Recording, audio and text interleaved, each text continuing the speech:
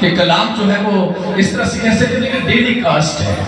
اس طرح کیا کہہ سکتے ہیں کہ لائیو کاسٹ ہے وہ، یعنی جب بھی کلام کھل جاتا ہے اسی وقت برکت آنا شروع ہو جاتی ہے. ہاللویا. تو اس کو اس طرح سے ہم کہہ سکتے ہیں. تو آئیے 7واں کلمے کی طرف ہم آگے بڑھیں گے اور 7ویں کلمے کو آج ہم سیکھیں گے خدا کے پاک کلام میں سے. اور کیا لکھا ہے؟ آئیے میرے ساتھ نکالیے لوکا کی انجیل اس کا 23 باب اور 46 آیت کو. لیکن 45 میں بھی ہم بات کریں گے، لیکن اس آیت کو پڑھتے ہیں، 46 کو ضرور پڑھتے ہیں. آئیے مل کر اس آیت کو ہم سب جو ہے وہ تلاوت کریں گے اور مل کر خدا کے نام کو جلال دیں گے. پھر یسوع نے بڑی آواز سے، سب کہیے، پھر یسوع نے بڑی آواز سے پکار کر کہا، اے باپ، میں اپنی روح تیرے ہاتھوں میں سونپتا ہوں. اور یہ کہہ کر اس نے دم دے دیا. سارے بولو ہاللیلویا. خدا کی بازی. بڑا خوبصورت بلال نے بھی سکھایا، بتایا. جونیکے نے بھی، بیٹی ماریا نے بھی بڑا خوبصورت سکھایا اور ہم سب نے سیکھا ہے اور ہم سب نے ذکری طور پر. لیکن آج اس آیت سے تو میں چاہوں گا کہ 45 آیت کو بھی ہم پڑھیں گے اور اس کو سیکھیں گے. آج لکھا ہے کلام مقدس میں، یعنی 23 کی 45 اسی باب کی اوپر والی آیت جو ہے اس میں لکھا ہے، اور سورج کی روشنی جاتی رہی اور مقدس کا پردہ بیچ سے پھٹ گیا. یہ پھٹ گیا بیچ سے پردہ، جو درمیان میں پردہ تھا وہ کیا ہو گیا؟ پھٹ گیا.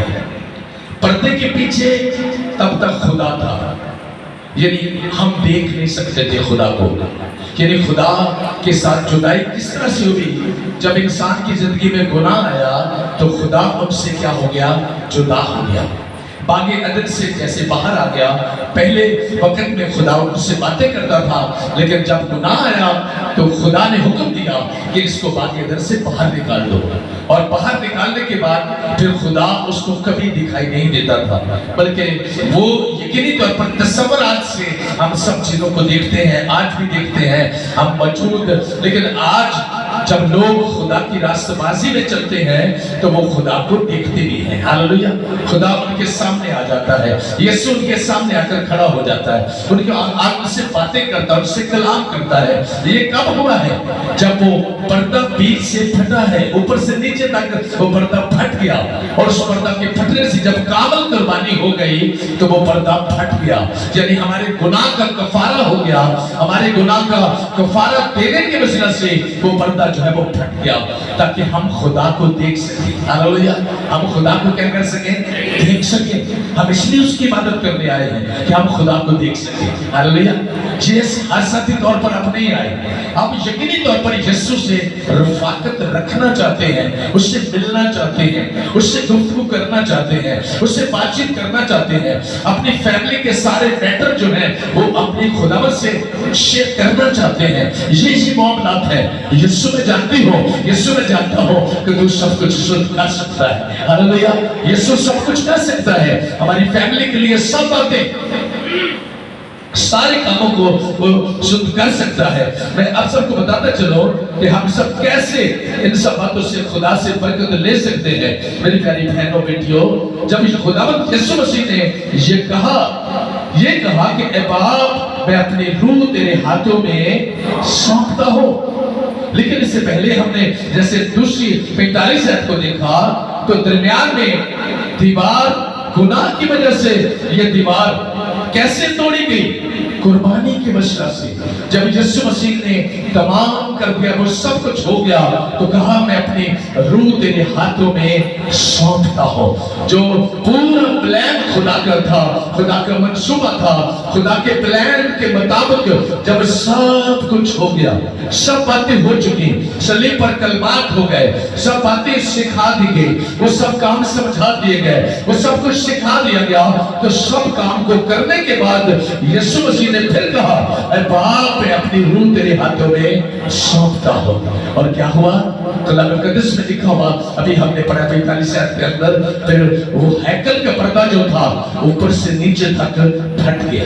اس کے پھٹنے سے हमें यकीन हुआ कि अब वो दरमियान में जो दीवार थी, अब वो दीवार हट चुकी है यीशु के नाम से। हालेलुया। और उस दीवार की हटने की वजह से हम खुदा से बात कर सकते हैं।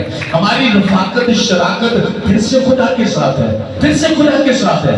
ये रफाकत शराकत खुदा के साथ हमारी ना हो तो फायदा शैतान को ज्यादा है। शैतान ऑपरेट करेगा, शैतान हमारी जिंदगियों के अंदर वो तमाम घिनौने विकासत, वो तमाम खराबियां हमारी जिंदगियों में रखता रहेगा। लेकिन जब हम खुदावंद यीशु से रफाकत करेंगे तो फिर यीशु मसीह की पैरवी करेंगे। जो कुछ यीशु कहेगा हम वो करेंगे, फिर दूसरा कुछ नहीं करेंगे। फिर हम समझेंगे इन बातों को कि ये सब चीजें जो है वो रॉन्ग है, गलत है।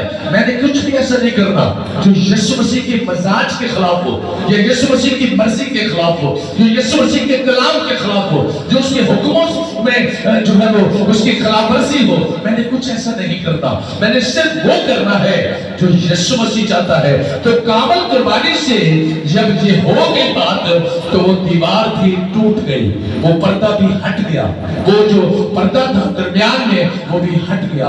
और फिर हम वहां पर ठीक तरह से उसको देख सकते हैं। और इस के दरमियान में जैसे डाकुओं का जिक्र किया तो मैं थोड़ा सा आपको बताऊंगा उसके बारे में भी, उसमें कुछ भी बात करूंगा। उसके दोनों तरफ दो डाकू थे। क्या थे? सलीब पर दो डाकू थे, लेकिन एक का जो मकसद था, जब उसका भरोसा था कुछ और था, दूसरे का कुछ और था। उन दोनों में ये फर्क था। 38 आयत को देखिए, उसमें क्या लिखा है, जरा पढ़िएगा 38 आयत को बेटा, कोई भी पढ़िएगा। 23 की 39 पढ़ते, 39 पढ़ते, सुनिएगा गौर से जी। Hallelujah, thank you Jesus. क्या लिखा है? फिर जो बदकार सलीब पर लटकाए गए थे, अच्छा, उनमें से एक, दो बदकार सलीब पर क्या किए गए थे? लटकाए गए थे। यानी उन दोनों को भी मसलूब करने के लिए सलीब दी गई। और उनके, सुनिएगा बात, इस गौर से इस बात को सुनिएगा। क्या लिखा है? उनमें से एक उसे यूं ताना देने लगा। एक शख्स जो था वो उस